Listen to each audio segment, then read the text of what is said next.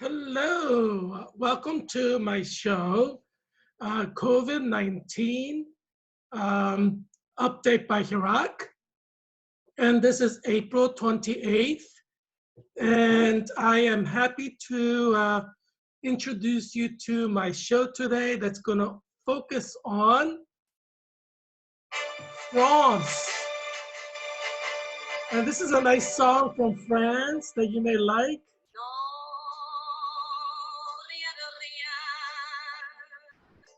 Non, je ne regrette rien. Ni le bien qu'on m'a fait, ni le mal qu'on m'est bien égal. Rien de rien. Non, je ne regrette rien. C'est payé, balayé, oublié. Je me fous du passé avec mes souvenirs. So we have an exciting show for you. I hope you will stay tuned. And Harry says hello. Um, Today is actually World Day for Safety and Health at Work. So I would like to celebrate that. As you know, I'm graduating in 2020 summer with my master's degree from the School of Nursing and Health Studies at Georgetown University. And yesterday's episode was the graduation episode. So I hope you'll have a look at that if you haven't seen it yet. You'll love my gown. That's like the best part. But yeah, so I'm graduating with a specialization in clinical nurse leader. So that's the name of our program. And there are 26 of us graduating, 3 guys and 23 women. So total of 26 people in the cohort. So we started together in the summer of 2018. And we went full time, 365 days a year, except for like short breaks. And we're graduating together this summer. So it's very exciting. But obviously, as experts in the making and clinical nurse leader, one of the things that we care a lot about, every one of us 26 cohort members, is safety and health at work. So this day is very important for all of us, and certainly for me, as someone who cares about your health. And obviously, when you are not healthy, you'll come to the hospital and you'll maybe see me if I am there.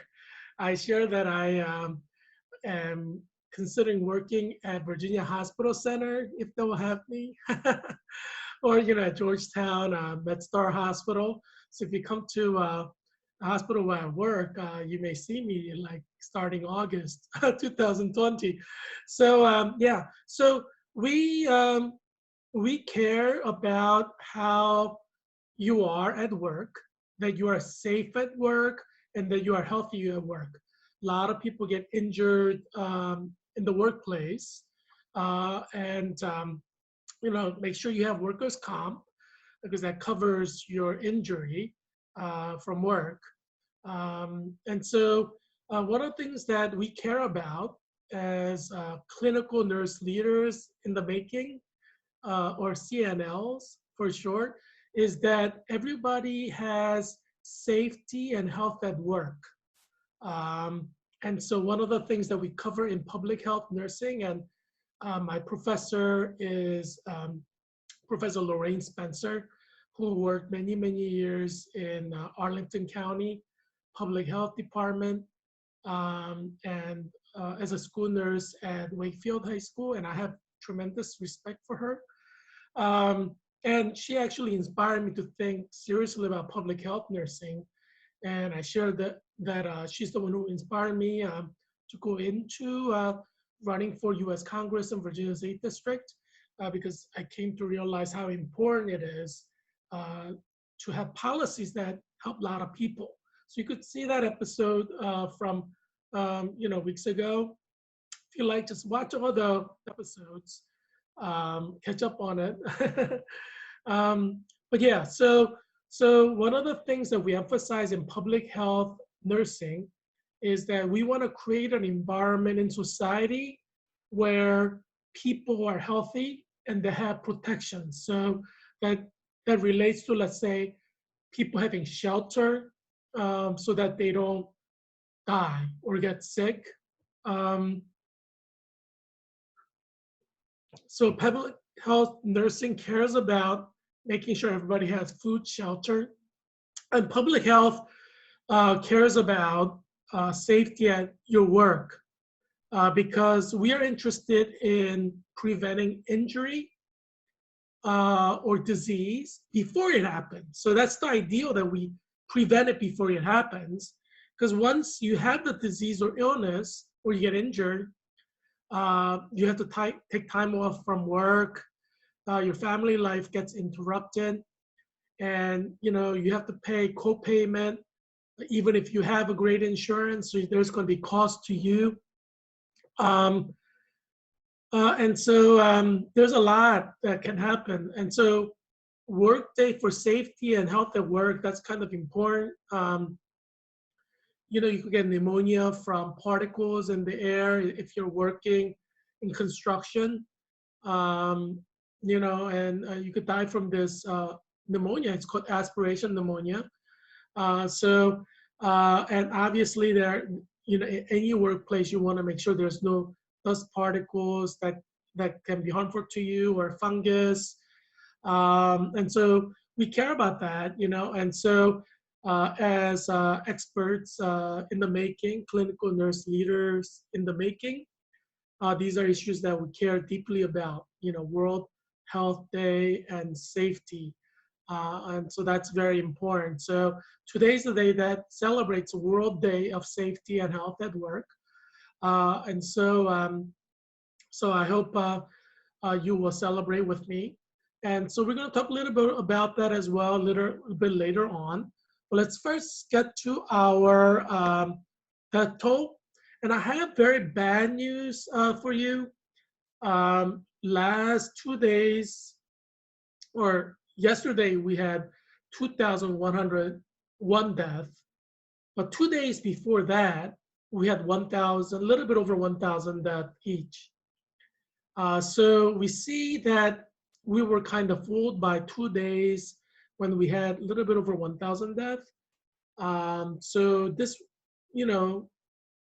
last week and this week, it's been mercurial. It's been going up and down, 4,000 deaths, 3,000 deaths, 1,000 deaths, and now we're at 2,000 deaths. So it doesn't seem like COVID-19 is getting better, and that the day before when we had a little bit over 1,000 deaths, and the day before that when we had 1,000 deaths, it's not accurate reading of flattening of the curve. Currently, it doesn't seem like there is flattening of the curve, perhaps because we have 50 states in the United States.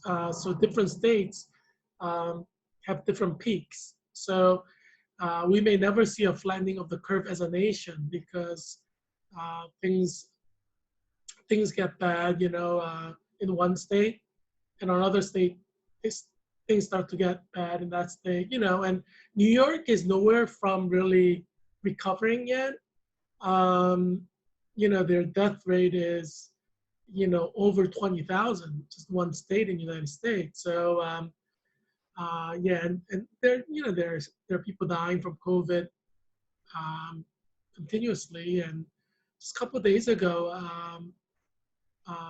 head of the emergency department in New York Hospital, who is from Virginia, she caught COVID, and she was recuperating from COVID, and she killed herself. Yes. And just before she killed herself, she was talking about how horrible it was to see people suffer from COVID.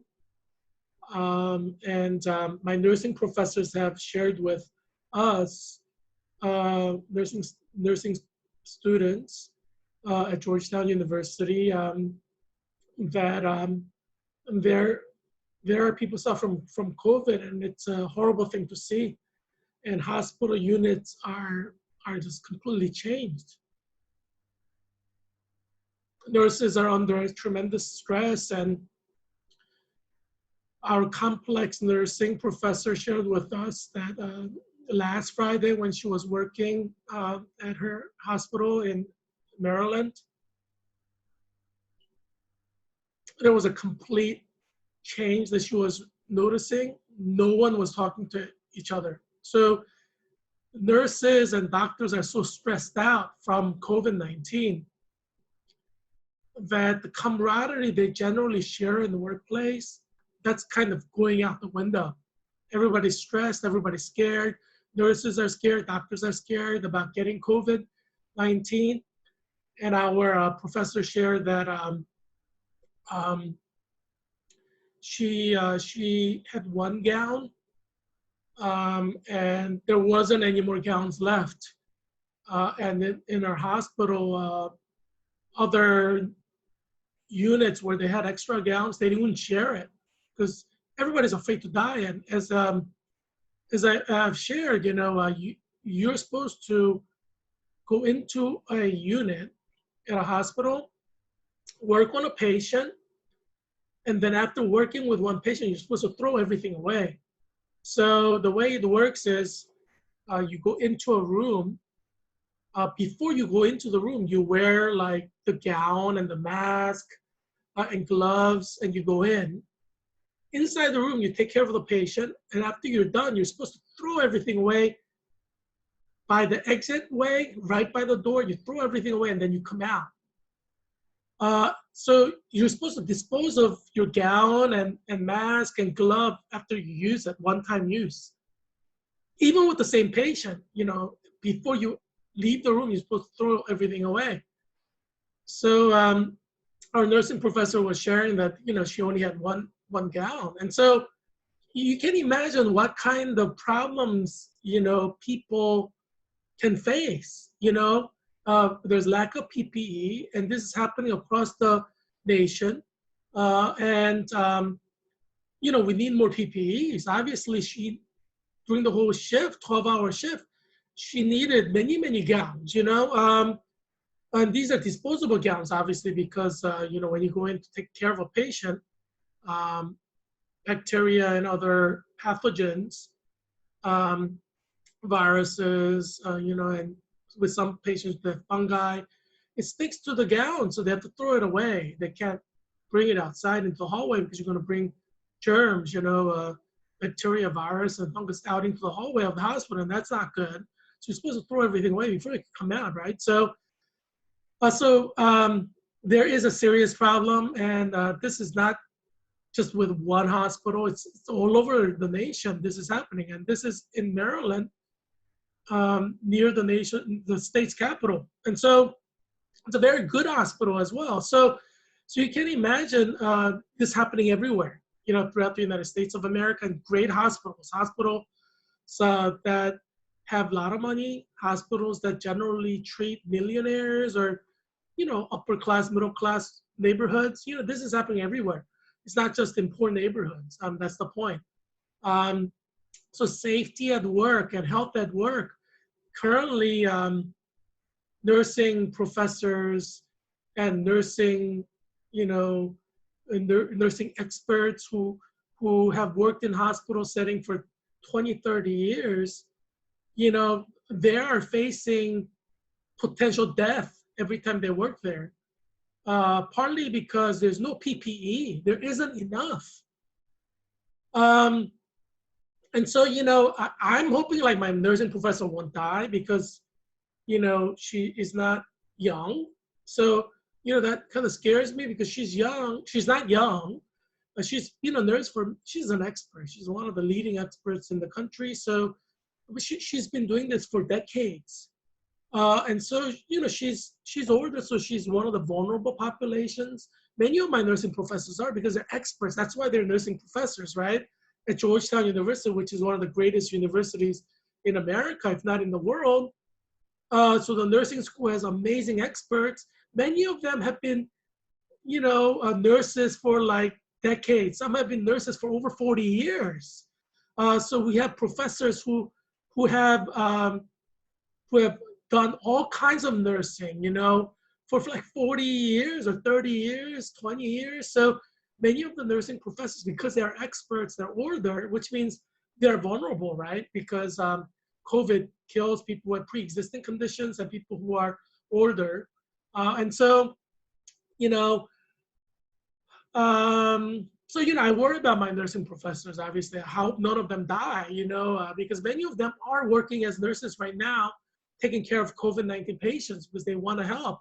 They have the expertise, but I worry about them because, they're older and, if they get COVID, hopefully they survive. But I mean, you know, it's, I'm just afraid some of my nursing professors will die. So I think that's something, that I think people are thinking about but not talking about. And I feel like maybe in my show, COVID-19 Update by Heerak, I need to talk about it because this is happening with every nursing school in the country. You know, professors tend to be older. They're many of the professors are over like 50 years old because they've been working in the field and they know the field and now they're kind of wanting to teach. Some of them still work while teaching, but um, so this is like in every nursing school, you have these professors who are teaching and also kind of working, some of them part-time, some of them even full-time just as nurses. And they're now kind of working in COVID-19 units, many of them, and some of them can get COVID and die. And this is something that, nobody's really talking about. I haven't seen any TV, CNN, or, CBS News or BBC or Sky News talk about nursing professors and the risk to the nursing schools because nursing schools are made up of nursing professors, right? It's just a building without the professors. So I think that's something that people do need to think about and talk about because it's not just about nurses in the units, but there are nursing professors who are helping out in hospitals who can die prematurely. Like if there weren't COVID, they probably would live to be 100.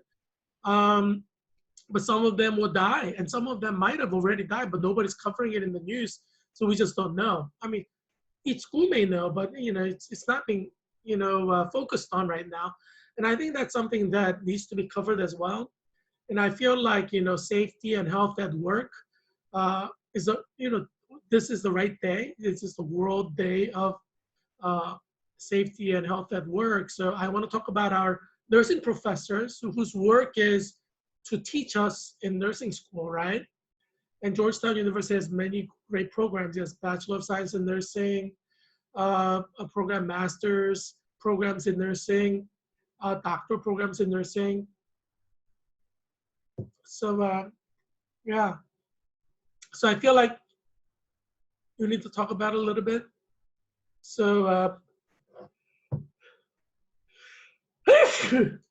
excuse me. Yeah, so I will worry about our nursing professors. I hope none of them die from COVID. Um, either from where they work in the hospital setting or, you could get it from the community as well, right? Because COVID-19 is everywhere. So, I worry about them. But yeah, so, workplace has to be secure. And that's why a lot of governors and mayors have issued orders to stay at home and not go to work because if you're working without personal protective equipment (PPE) during COVID-19, you could get sick and die. Whether you're a barber or a restaurant owner, whether you're a nursing professor or a medical school professor, whether you're bus driver, it doesn't matter. Whatever work you do right now, because we have this pandemic, which is virus, which is infecting people. if you don't have personal protective equipment, you can die. Um, or you could get COVID and die. So, excuse me.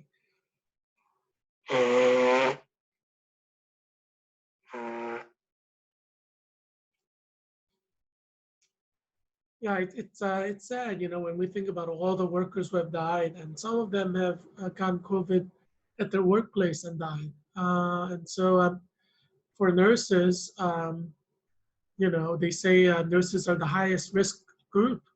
We don't know how many nurses will die because of COVID in the next few months, next year. Harvard School of Public Health says this is going to continue at least for a couple of years uh, and longer, possibly. Some experts are saying this is going to continue forever.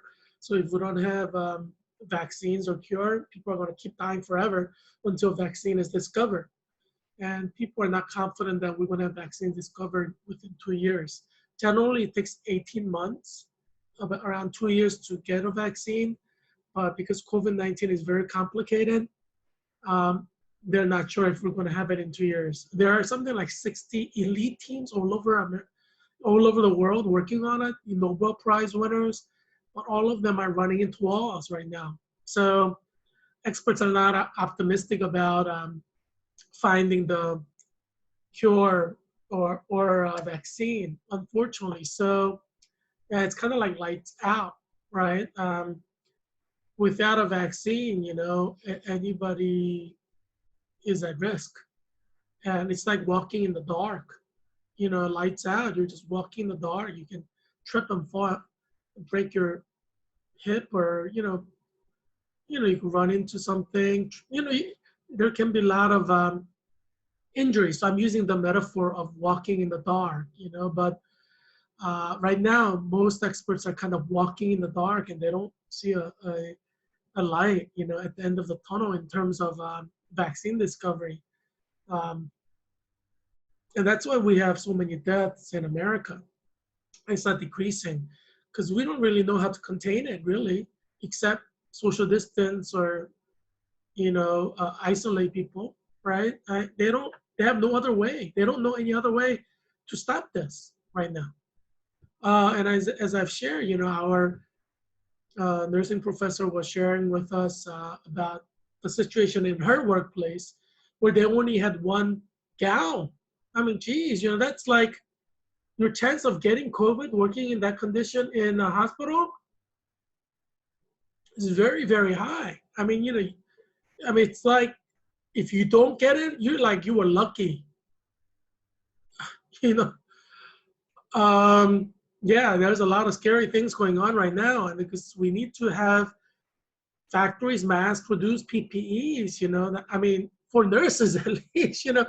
Can you imagine if like 10,000 nurses die before December, 2020, throughout the United States, because things are going to get worse, experts are saying, and they say they're going to have a second wave, which is going to kill more people than the first wave, and that's going to start in the fall. I mean, how many nurses will die? We don't know. I mean, can you imagine 10,000 nurses dead? You know what that will mean for population? I mean, you could have had 100,000 people die, but with 10,000 nurses dead, the death rate could go up to like 400,000 people just because of this one factor of nurses dying. Or even if nurses don't die, if they get sick with COVID and your nursing workforce is significantly reduced in every state, and people who would not have died had these nurses not been ill with COVID will die just because they're not there. There's a shortage of experts who can take care of you. And so you don't know the amount of things we have to do. Like if a COVID patient comes into the hospital, we have to make sure that their blood is pumping at the level that it should be pumping. And if it's not, you gotta put an IV. You put a line in there in the arm. People who've been to the hospital and have seen like movies know, yeah, they have to put fluid into you. We call that normal saline generally. or lactated ringers, which is what they call isotonic solution, which is the solution liquid that most matches the components in your blood that is not blood product. And so if your blood pressure drops as a COVID patient who comes to the hospital, we have to titrate, which means measure how much of this liquid, so they hang the bag up with liquid, how much of the liquid we can put into you through that needle in the arm, IV access, to make sure your blood is pumping, because your heart has to pump, because blood carries oxygen. And when blood goes from your heart to all of your fingers and your toes, your brain, because your brain cannot operate without oxygen. So the blood in your body carries oxygen to every organ of your body, everywhere. And so heart has to pump so that blood carrying your oxygen will go to every part of your body, so you will function. For example, you see your fingers. If the oxygen doesn't go to your fingers and your cells die and your tissues die, you have to get your finger amputated or your arm amputated. So there are people who have a car accident and they have an injury, crushing injury, and then oxygen is not getting to their leg or toes. And that's why they get the amputation, because their tissues die. And once it's dead, there's nothing you can do, right? So they have to cut your leg off and you get amputated. And this is why a lot of diabetic patients, they have like toe amputation or leg amputation, because of diabetes. Diabetes causes problems with your blood vessels. And so the blood doesn't go to your toes like it should. And then your tissues in your toes die. That's why diabetic patients often get, those who do not control their diabetes with medication and exercise and, eating the right food, like staying away from chocolate and cake and cookies, they get their toe amputated.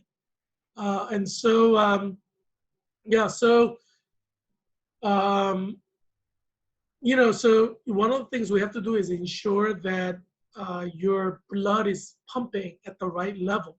So blood pressure, you have the blood pressure that gets measured whenever you go to your hospital or your doctor's office. Blood pressure, they put it around your arm, and then they pump, or there's a machine that kind of pumps up and your arm feels a little bit tight. And then they tell you that your blood pressure is high or low. So if your blood pressure is low, then your blood cannot go all the way to all the organs in your body. And that's a problem, because your tissues can die. And I mean, your brain can die if your brain doesn't get enough oxygen through your blood. I mean, it all starts from your heart, where heart pumps the blood to your brain. So if the blood doesn't go to your brain, you can die. And so just we hang the normal saline or lactated ringer, which is like bag of liquid that has stuff in it that is kind of similar to what's in your blood.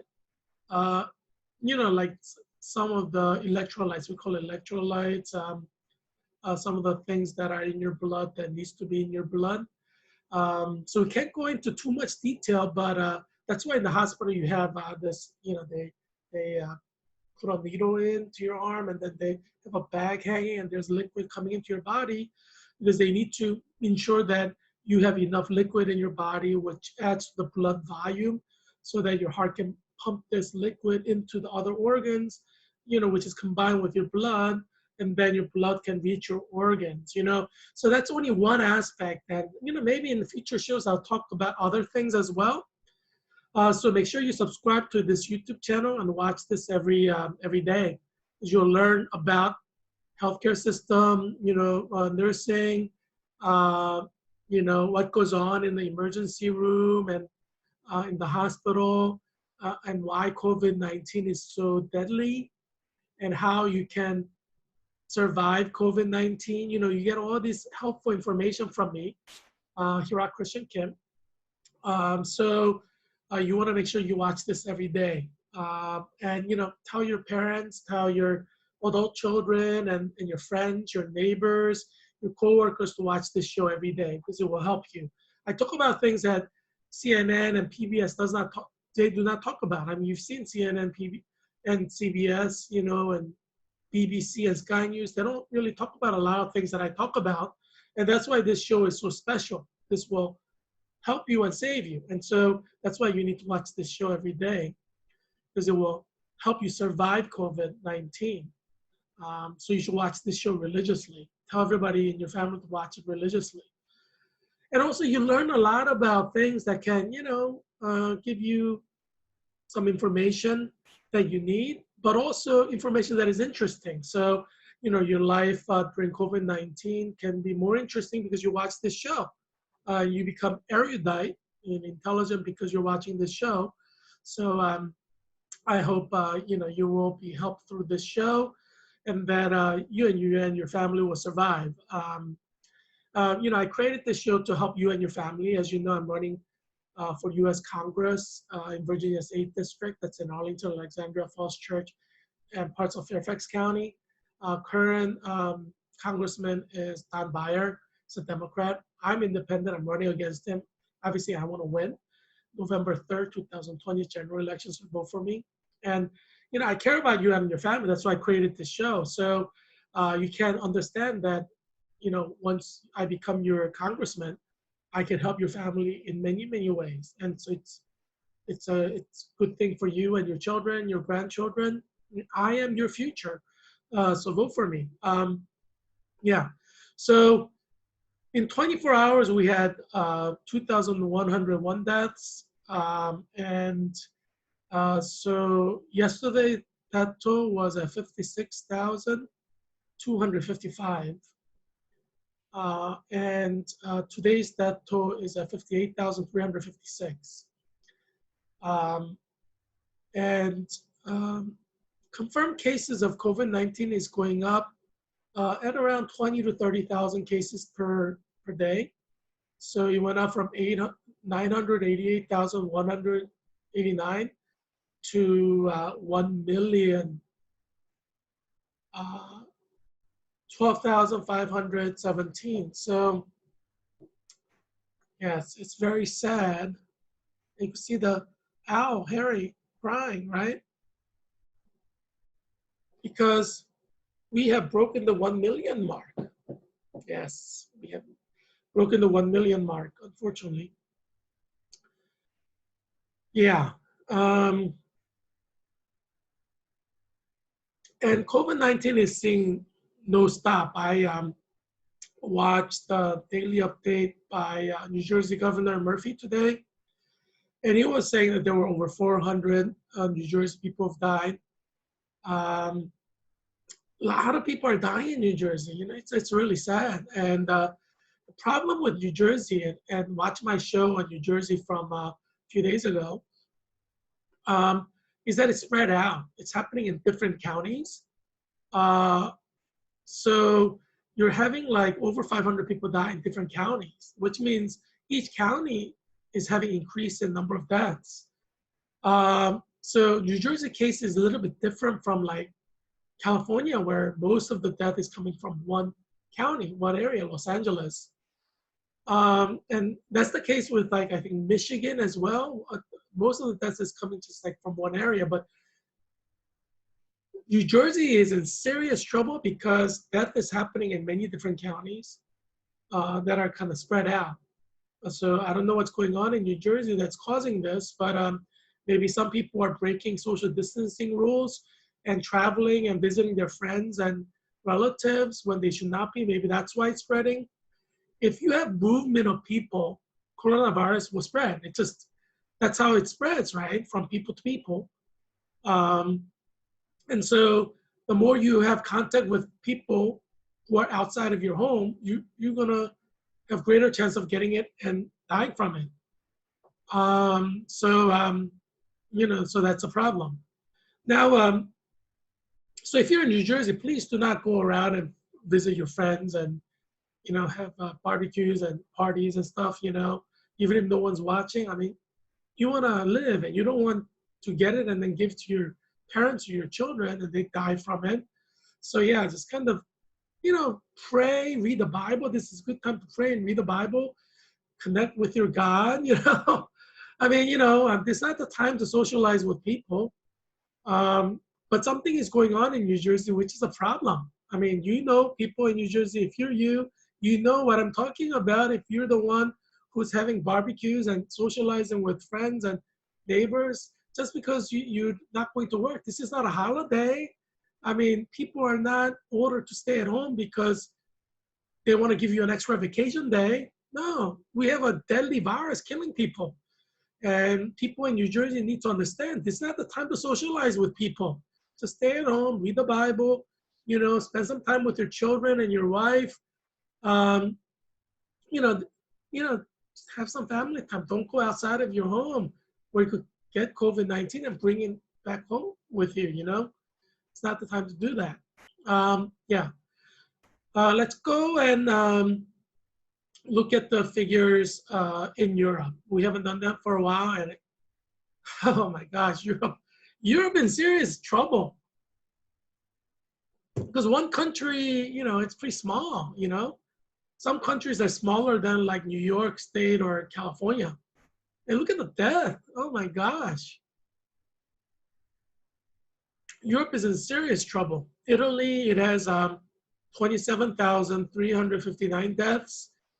And COVID is still spreading in Italy. We don't know what's going to happen when the second wave hits, as experts say, in the fall. That could double, triple, quadruple, maybe, who knows what's going to happen in the fall. And they haven't changed anything, so they're not prepared for the fall, if for the second wave that experts are talking about. Spain is 23,822. Spain's not prepared either. United States is not prepared for the fall. I mean, what has we, United States, have done to prepare for fall 2020 when experts say second wave of more deadly COVID-19 will hit us, mutated strands of COVID-19? What have we done to prepare for that? Nothing. We have done zero. We don't even have contact tracing mechanism in place for the fall. I mean, I'm talking about preparing for the fall, 4 months away. We have done nothing.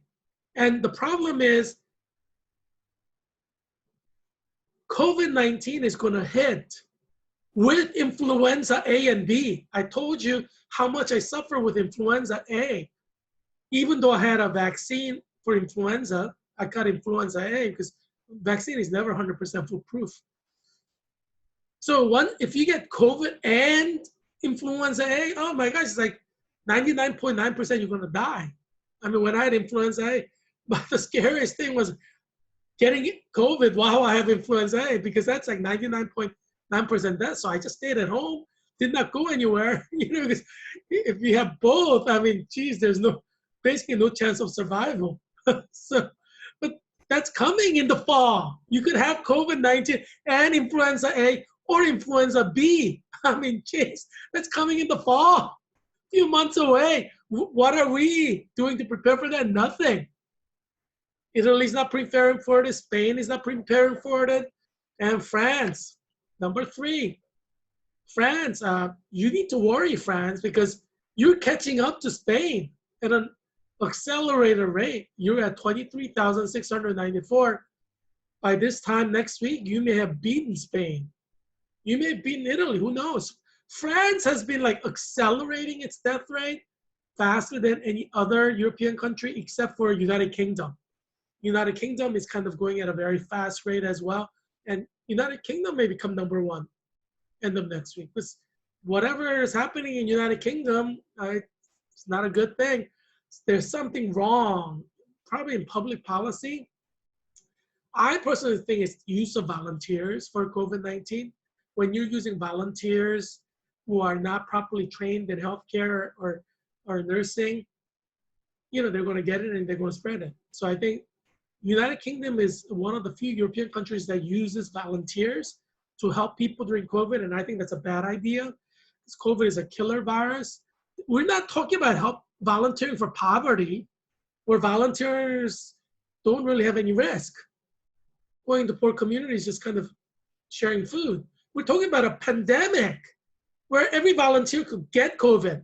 So I'm thinking probably a lot of people in the United Kingdom who are dying are those volunteers that Prime Minister Boris Yeltsin, not Boris Yeltsin, but Boris Johnson, I think he called for volunteers, didn't he? I don't know. If you call for volunteers, Prime Minister Boris, shame on you. I mean, this is a pandemic. I think this is not the time to call for volunteers, because volunteers who are close to COVID patients will get it. I mean, nurses are getting it, and they're experts. I mean, what chances do volunteers have who don't have medical training? So I think that's the reason why United Kingdom is having such great number of people dying, because of all the volunteers who are not professionals. You gotta use professionals, you know? If you use non-professionals, you're gonna run into problems. You need to use like experts, healthcare workers, nurses, not volunteers. I mean, volunteers are people who can become patients. They're gonna overburden the healthcare system. And I think that's what's happening in the United Kingdom. Somebody in BBC and somebody in Sky News should do a study on that. But that's my hunch. That's my theory. You know, I'll leave it up to British people to investigate their own, because a lot of people in Britain are dying, and you know, it may become number one soon. And then Belgium look significantly lower, but Belgium is a much smaller country compared to the other ones. 7,331 deaths. So today, because it's a World World Day for Safety and Health at Work, I wanted to talk about one of my favorite companies, but a company that had a lot of criticism during COVID-19. That's Amazon.com. Amazon has been revolutionary. Jeff Bezos, the founder, you see the photo right there. He is the richest man. And he started Amazon as an online bookstore at a time that Barnes and Noble and Borders bookstore were giants. Because of Amazon, Borders bookstore basically shut down because world has limited resources, limited number of customers, and when one company becomes big, there's going to be companies that die. It's what economists call the zero-sum game. And I'm a firm believer in the zero-sum game. I know that in the last 30 years, there have been economists who said, you know, there's a way for everyone to win. And I just think that just doesn't work. I think that theory has been proven false, because when China started to have billionaires after President Bill Clinton opened up US to China in a free trade, and because they have workers who work for like less than $1 a day, because the labor was cheap, their products were cheap, and so their products start dominating the world, and then American companies start to go bankrupt because they couldn't compete with the low prices due to low workers pay in China at that time. So a lot of American workers were laid off from work or fired as the companies became bankrupt in every industry. You know, coat hangers, pencil makers, you know, you name the industry. And, you know, we have Bill Clinton and the Democratic Party to thank for that. And that's why you should vote against Democrats, whether at the presidential level or senator level or US House of Representatives. Democrats have done nothing but destroy this country. And that's just the truth, you know, just looking at the stats, figures, history. Obviously, the Democrats don't want to talk about it, but they just want power. You know, they're ideologically driven. They want power to push all these anti-Christian agendas. and pro-gay agendas. Democrats are horrible. And so, yeah. But one of the bad things that they did for America's workers is open up U.S. to China in free trade way without any protections. And so President Bill Clinton did that, and President Obama supported that. And if Joe Biden becomes president, he will support that. He'll turn clock back on what President Trump has accomplished. Our country will start going into poverty again. That's why every worker should vote against Joe Biden, because Democratic Party destroys the working class, because they destroy the manufacturing companies, factories, right? And where are you going to get work? Where are the workers going to get work if the factories go belly up? So to a certain extent, President Ronald Reagan's concept of trickle-down economics makes sense, right? If the wealthy people have companies that can hire workers, and wealthy people make money, they could give workers higher pay, so everybody becomes rich. And we enjoy that during Ronald Reagan's era, and the Republican Party brought that to America. Whereas under President Clinton, he sold us out to China, and all of our companies and factories start losing for them. Were forced to go and manufacture in China, which means they had to lay off or fire US workers and start using Chinese workers. And so we became poor, China became rich. And if you look at the numbers of Chinese billionaires, it closely approximates the number of billionaires in America who no longer became billionaires. So wealth shifted from US to China. And this is why I believe in the zero-sum game. There are limited number of resources, limited number of customers in the world. So when this limited number of customers buy from Chinese companies, they're going to stop buying from American companies, which means Chinese companies will become wealthy. You have billionaires in China who own these companies, and American companies will go bankrupt. And America's billionaires will no longer be billionaires. Millionaires will no longer be billionaires. They have to fire workers, so the country start becoming poor. And this is what happened because of President Bill Clinton and the Democratic Party. And that's why all of you workers should vote against Democrats, because they're going to destroy your future and your children's future. I'm a member, I was an official delegate to American Federation of Teachers, AFT, in its biannual, it happens every 2 years, National Convention in Pittsburgh in 2018, representing Local 6. So I'm a union leader, voted in by my union members. And so I care about workers. Most of the people, if not all, who voted for me were Democrats. But I carry this message to workers to vote against the Democratic Party, because it's in your interest to vote against the Democratic Party. Right? I care about you, and I care about the working class. And that's why I work with the union, and I became a leader in the union. The Democratic Party destroys workers, American workers. And that's why you need to vote against Democratic Party, certainly for president, because that impacts international policies. But I would argue even at the state levels, I think Democratic Party people, they're a little bit more favorable to opening up the country to foreigners, and that hurts American workers. And I mean, if everybody's rich in America, I said open up the country, in a limited way to ensure that our workers are protected. But don't just sell every worker out to other countries around the world. You know what I mean? And so Democrats tend to be that way. For some reason, Democrats used to be very pro-American worker.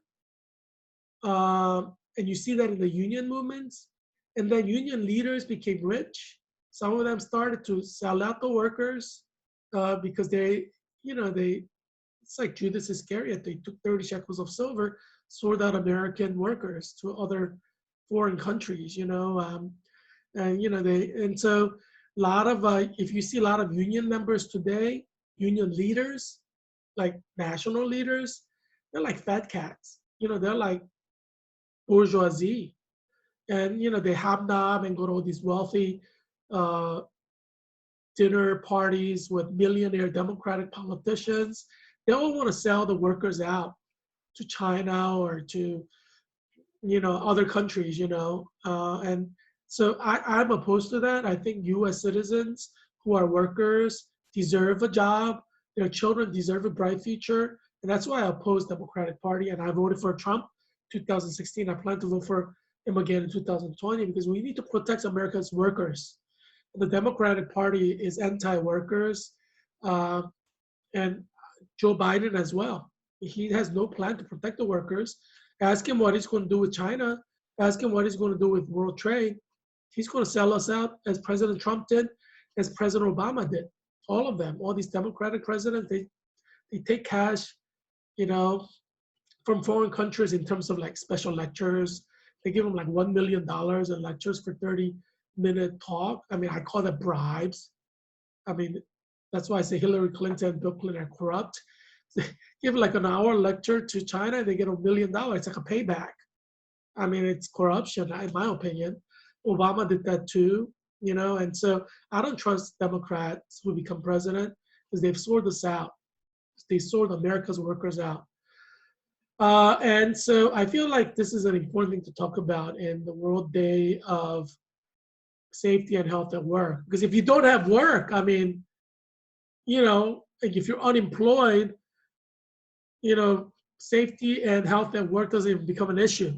So the first thing is we gotta make sure every American citizen has work.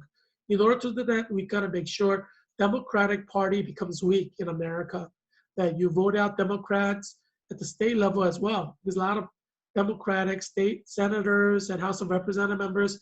They want to sell this country out to China and foreign countries. It's a horrible thing that we have here. Yeah, so we need to protect America's workers, and that means voting against the Democratic Party. It's you can't just be loyal to a party for blindly loyal to a party. That's just ridiculous.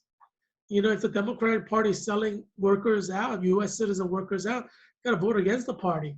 When I went to American Federation of Teachers meeting, the national convention in 2018 in Pittsburgh, Andy Weingarten, the head of the AFT, the president, and she's probably like a millionaire, wealthy. All these union members, I don't know where they get the money, but I feel like they're selling us out.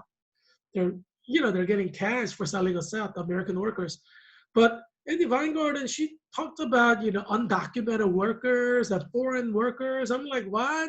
We're like, what has labor become? U.S. labor should protect U.S. citizens, and she's talking more about undocumented workers and foreign workers than U.S. citizen workers. So I'm like, I voted against her when we voted for president, and that kind of made like my local union president upset.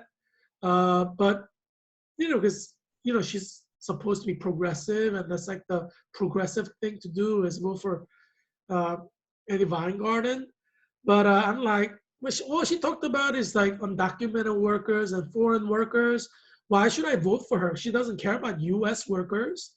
I want somebody who's going to care about U.S. citizens who are workers, who need jobs, and who need to take care of their children, feed their children. That's what I care about, Hey, we have to take care of our own first, U.S. citizens first. And I'm like, these union leaders, they're, taking something under the table and selling U.S. citizen workers out. It's a horrible thing. And that's happening with I don't know, a lot of unions. I don't want to say every union, but it's happening with a lot of unions. So make sure you vote for union leaders who are not going to talk about undocumented workers. It has nothing to do with feeding you and your family if you're a U.S. citizen, right? Yeah, so they're so heavily involved in ideological warfare of the Democratic Party. They don't care about you. They don't care about your family. They don't care about your children and your children's future. They care about like all these democratic ideological issues that you should fight against, because U.S. should take care of U.S. citizens first and foremost. I mean, are you going to feed your children first, or are you going to go and feed homeless people first? You gotta feed your children first. That's your obligation because you're their mom and dad. Same thing with the United States of America. We have to feed American citizens first before we help anybody else. And labor union workers, labor union leaders who are so involved in national politics of the Democratic Party, shame on you. Shame on you, Andy Weingarten. Um, yeah. Anyway, yeah, so I need to say this piece because I need to speak up for America's workers. And I hope that you will take this to heart. We need to protect America's workers. And as much as I like Amazon, I order like almost everything from Amazon, you know? I mean, yeah, and so I love Amazon, you know? Um, and I'm happy Amazon's coming to Arlington, Virginia. You know, once I become U.S. Congressman, I love to work with Jeff Bezos to make America great again. One of the great things that Jeff Bezos does, he has all these warehouses that employ American citizens, and so I have to give credit where credit is due. Jeff Bezos is a great guy. You know, he is trying to help America by hiring Americans, and I think that's a good thing. Um, but in this COVID-19, something has come up that I do need to talk about. And don't get offended, Jeff. I have high respect for you, but I think it's something that we need to talk about, and so I'm going to talk about it. And Amazon has been accused of not really protecting its workers from COVID-19. And it's a serious problem because, as you know, Amazon produces some things and sells all this stuff. They sell face masks. I bought my face mask from Amazon. So there's no excuse for Amazon not providing PPE to all their workers. Yes, it's going to cost them money. They have all these PPE in their warehouse. All that Jeff Bezos has to do is pay for it from the suppliers and give it to their workers. And I don't think Jeff Bezos has done that. And this is where I raise my issue with you, Jeff. You're probably watching this show because everybody watches this show. And, this is not meant to be like a mean attack on you. I'm just saying, maybe you weren't in charge of this. You're at the top. So, there are some people you need to blame or demote to other positions, maybe fire, who should have done a better job protecting workers. But at the end of the day, you're the CEO, so the buck stops with you. It's like every governor, whatever happens in your state, whatever the factors, you have to take the blame, unfortunately, because you're the buck. So Governor Murphy in New Jersey, you seem like a nice guy, but you have all these people dying from COVID, and it may be that New Jersey people are having barbecues and pizza parties when they should not. But at the end of the day, you're to blame because you can declare emergency. You could have curfew. You could control factors to stop the spread. And so at the end of the day, every governor, and I blame Andrew Cuomo for what's happening in New York, because at the end of the day, Andrew Cuomo is to be blamed because he can do whatever he can to control the spread. So every governor of every state takes the credit for preventing spread. Every governor in every state must take the blame for the spread because they hire the people underneath them, and there's a chain of command so you can prevent it from getting worse. And so, so I need to bring this issue up to you, Jeff. You're watching this show. This is just kind of meant to be a kind of an advice thing. I'm looking forward to working with you once I become U.S. Congressman on a national level and also in Virginia, to help the workers and to make America great again. So receive this in the spirit of positivity from a leader in Northern Virginia who have a following in Virginia who's voting for me, who hopes to be a U.S. Congressman in November, to win the election on November 3rd.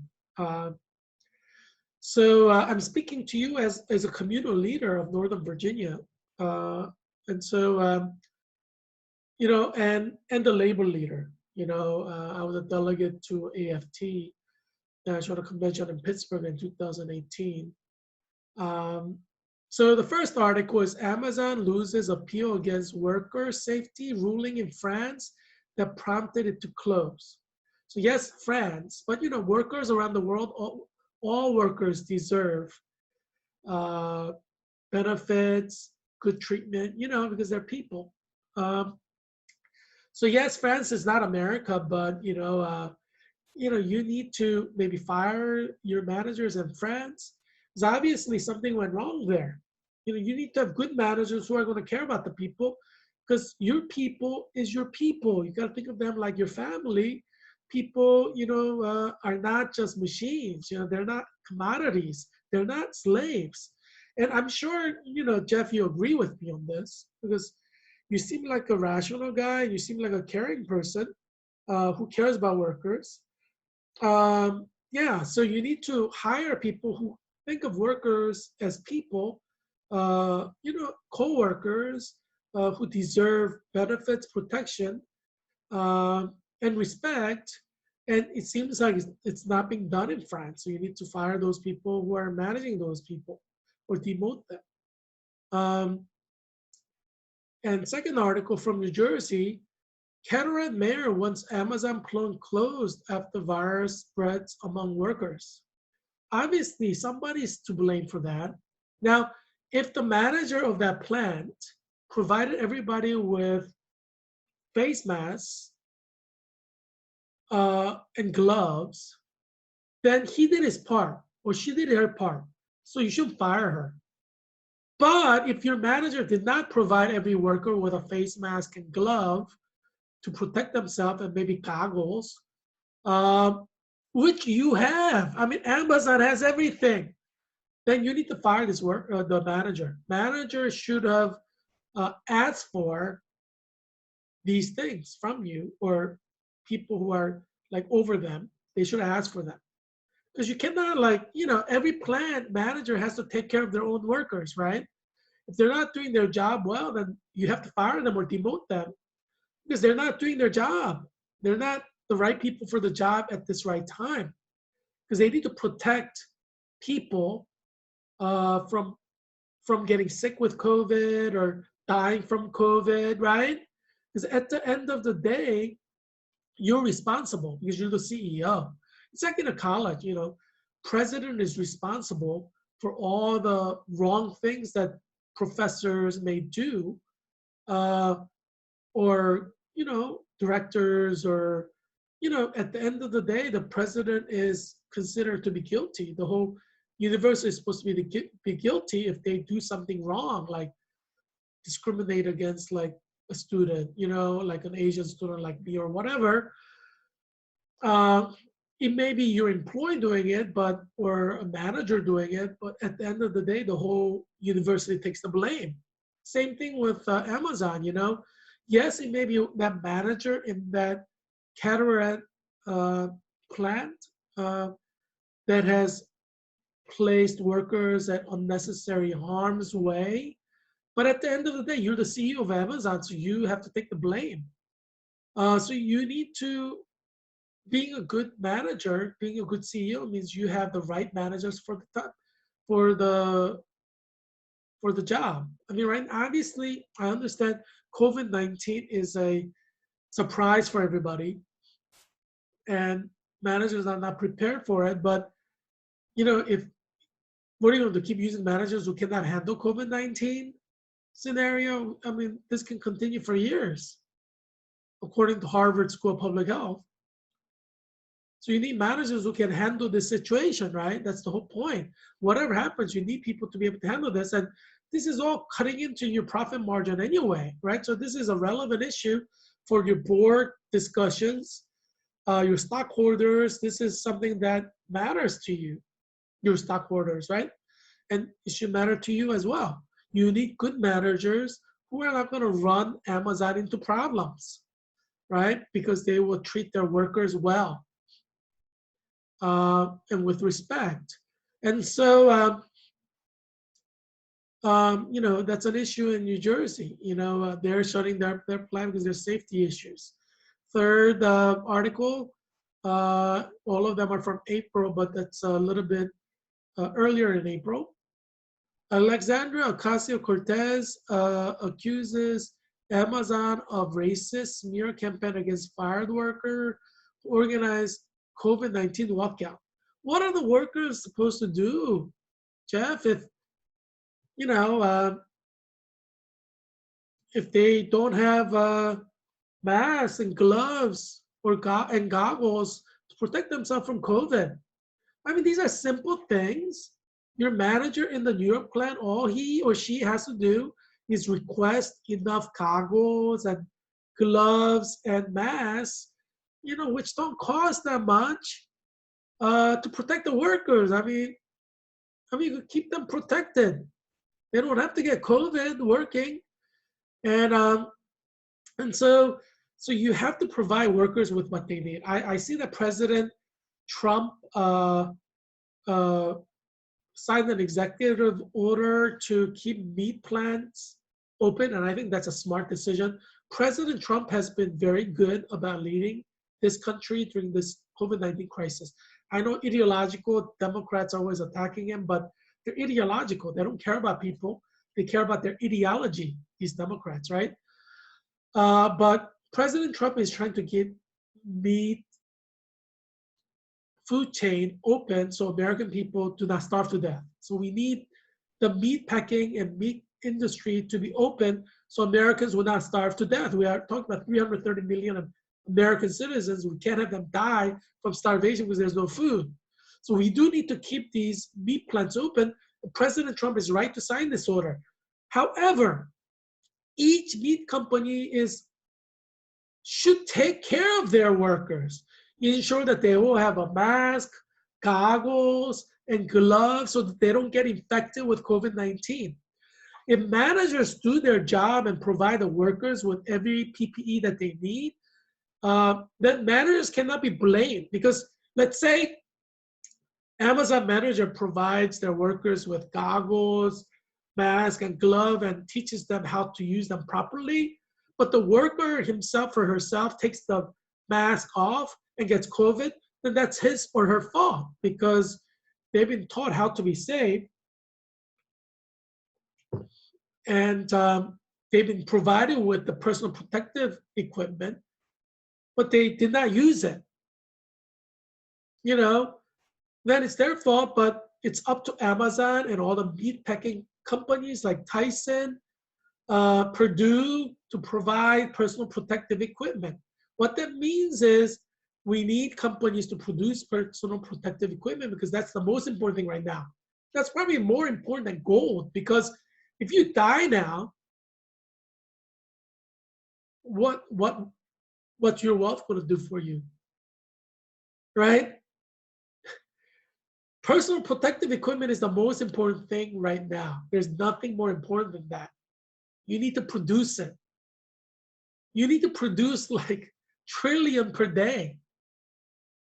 Because we have 330 million Americans, all of whom needs personal protective equipment every day.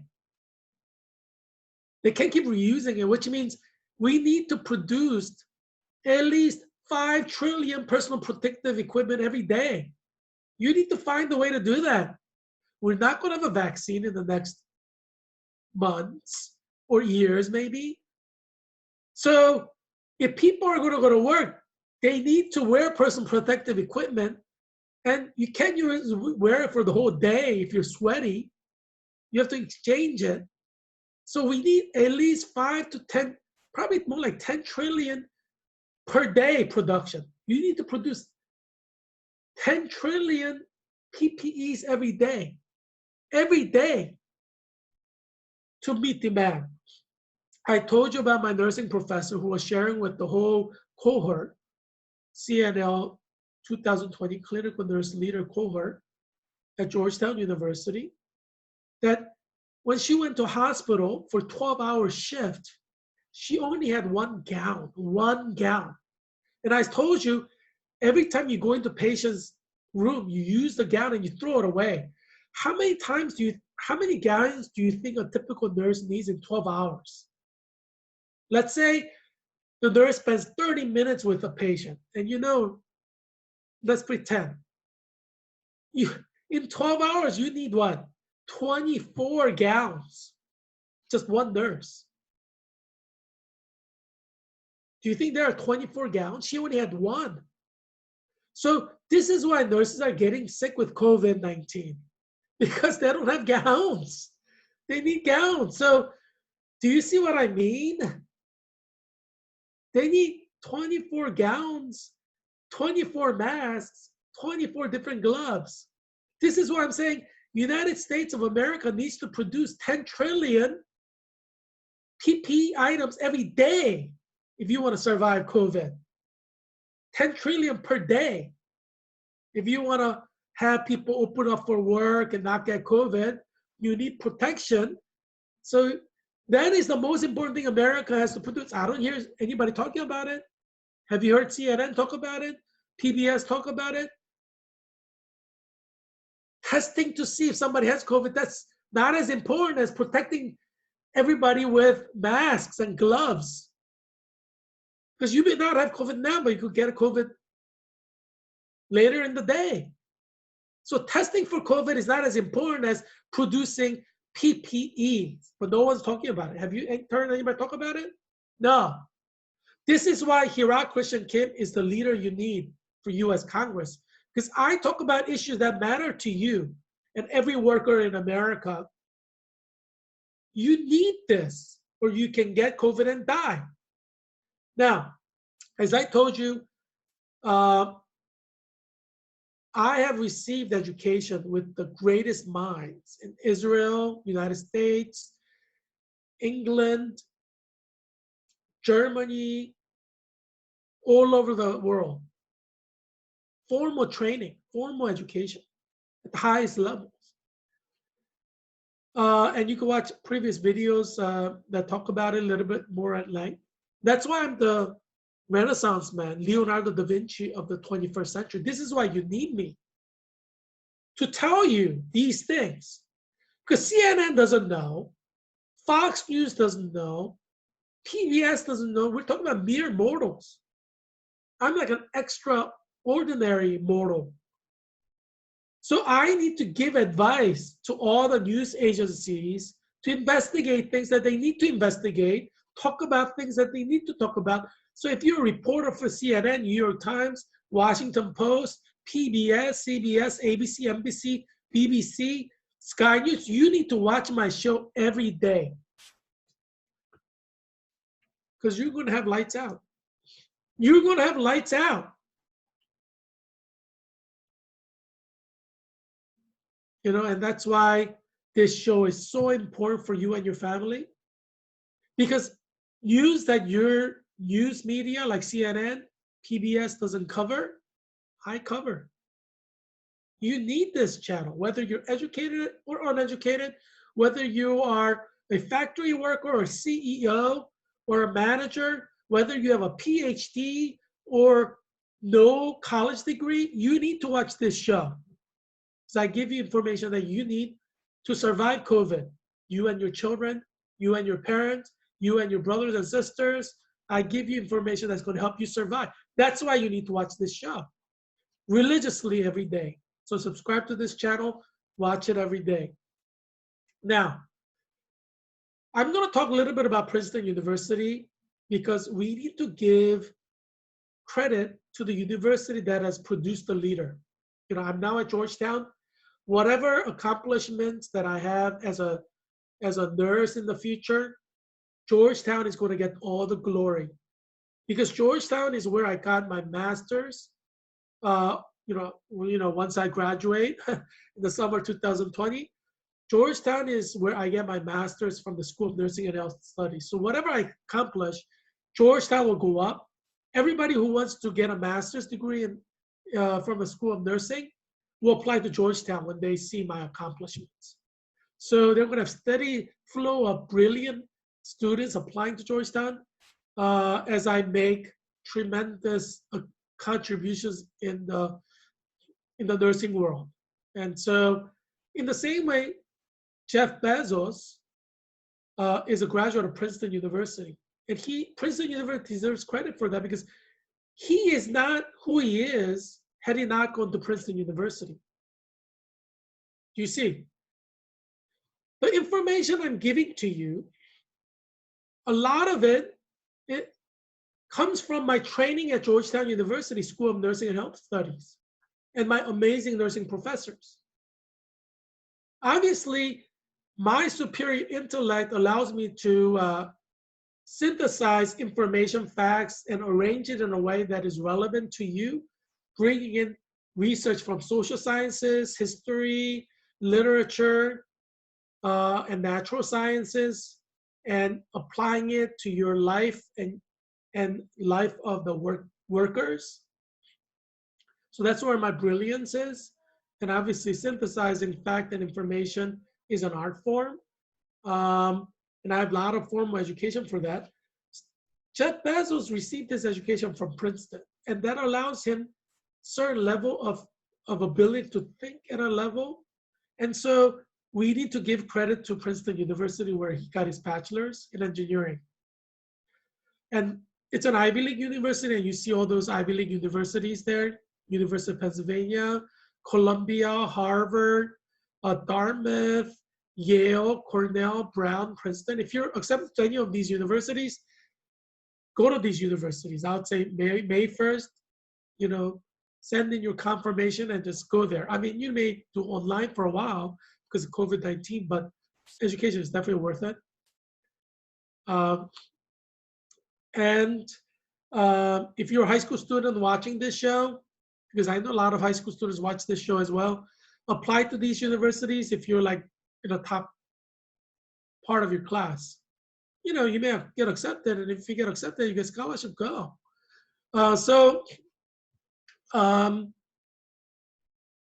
Princeton deserves credit, but let me talk a little bit about Jeff Bezos' personal life. His mother was 17 years old in high school when she became pregnant with Jeff. And she married his father, who was a shop owner, so significantly older than she was. Now, she could have gotten an abortion. Can you imagine what would have happened if the 17-year-old high school student who got pregnant had an abortion, and Jeff Bezos was aborted by his 17-year-old mother who got pregnant in high school?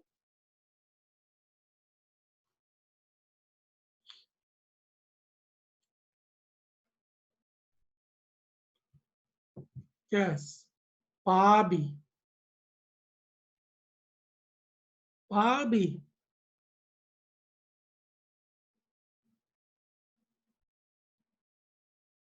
Says you need to think about this.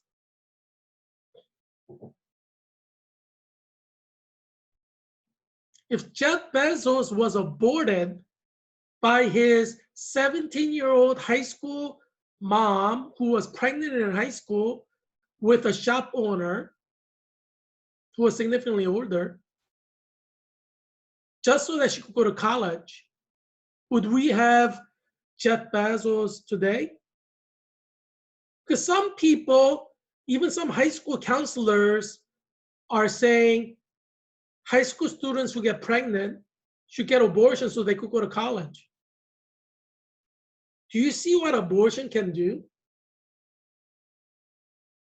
Abortion can kill brilliant minds, brilliant people like Jeff Bezos. Jeff Bezos could have been aborted.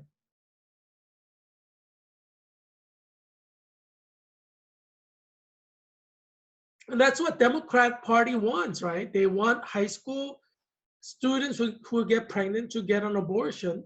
So Planned Parenthood encourages high school students who get pregnant to get aborted, using the excuse that they should have a life, they should go to college and have a profession, so they should kill their own baby.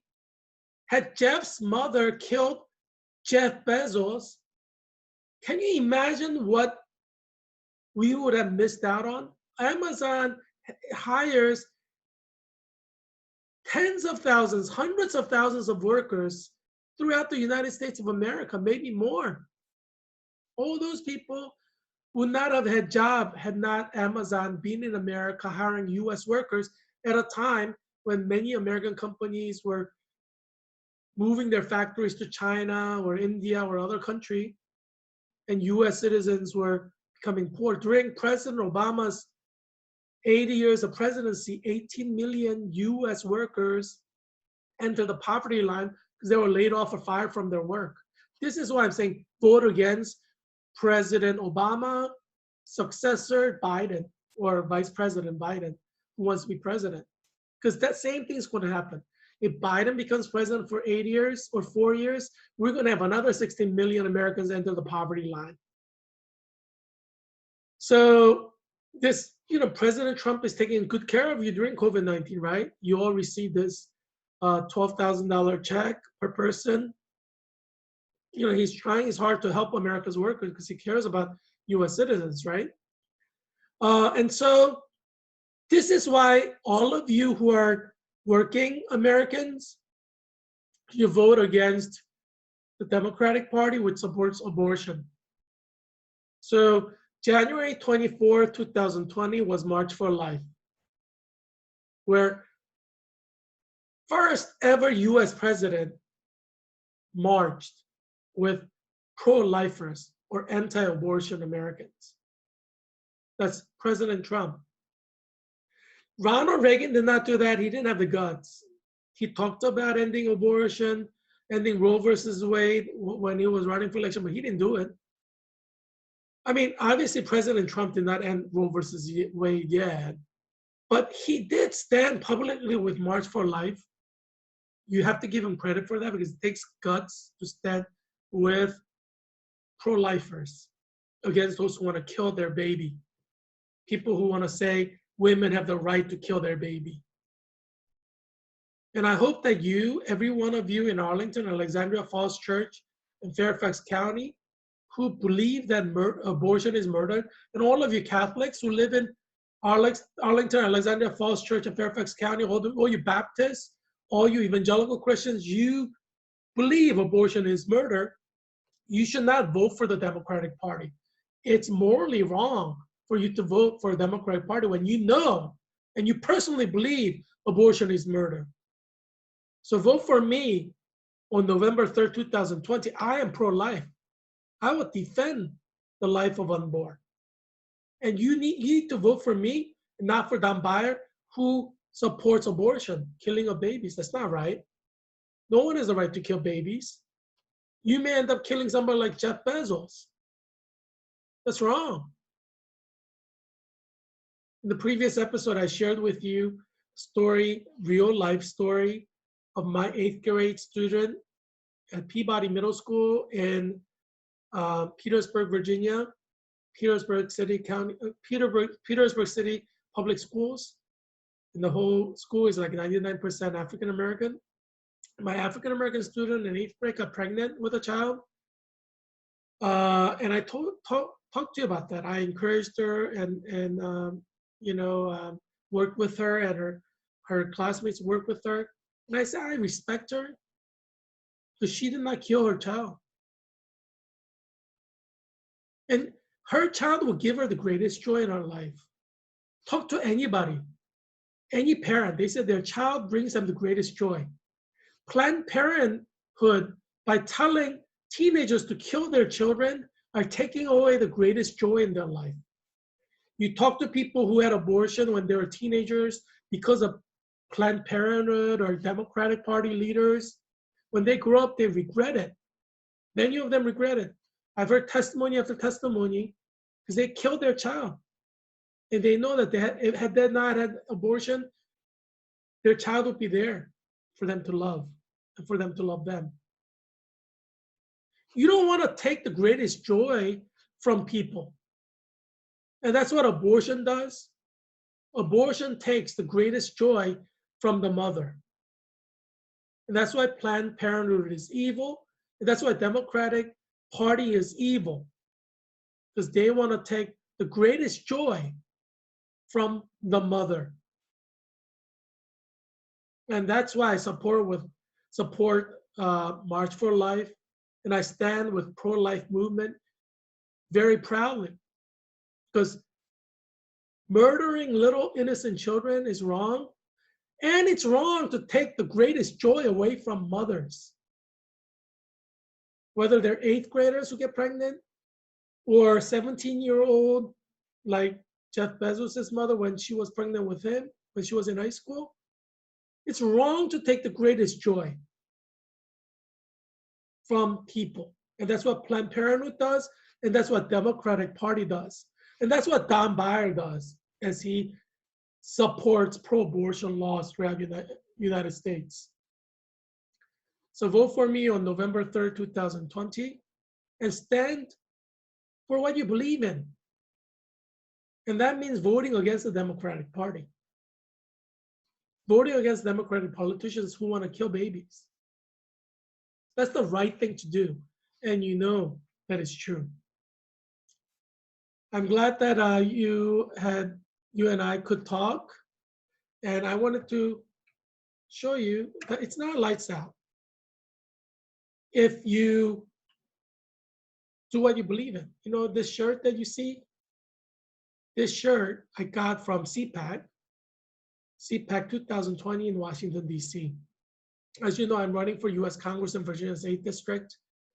And I was originally running for the Republican primaries, and then I shared with you, I did not collect enough donation to pay the registration fee for Republican primaries. So I saw that as God's will. And so, you know, because I couldn't pay anyway, even if I wanted to. And so I'm running as independent for U.S. Congress. And God works in mysterious ways, and I trust God. Obviously, I wanted to run as a Republican in the Republican primaries, but you know, donations did not come in. I didn't have money to register. So I'm running as an independent, you know, and I accept God's will. But you know, I went to conservative gathering of not just Republicans, libertarians, Independence Party, independent individuals, politicians. I'm independent now, and you know, I was happy to see a lot of pro-life groups there, and so I, you know, got to meet the leaders, founders of this group. And if you go to my Twitter page, down to February where CPAC was, you'll see a photo of me with people who started this movement. And you know, I want to support people like that. Everybody who wants to end abortion, I want to work with you to save the lives of millions of unborn children who are being killed needlessly through abortion. And so, you know, I'm looking forward to going to U.S. Congress to help life. And the reason I created this show is so that you can have life, that you don't die before your time, as we say. Or, you know, everybody can live to 100. Why die earlier, right? So I created this show, COVID-19 Update by Heerak, in order to give you information that you need to survive. You need to watch this show every day. So I don't want you to die. I don't want your children to die. You need to see this show because you're not getting all the information you need to get from CNN, Fox News, PBS, BBC, Sky News, France 24, Deutsche Welle. You're not getting the news that you need. So you need to watch this show, whether you're in Germany or England, Scotland, Wales, Northern Ireland, or Republic of Ireland, or Spain, or Italy, Korea, China, wherever you are. You need to watch this show so you can survive COVID-19 and you can thrive. I hope that you and your family will be well and that you will survive COVID-19. See you tomorrow.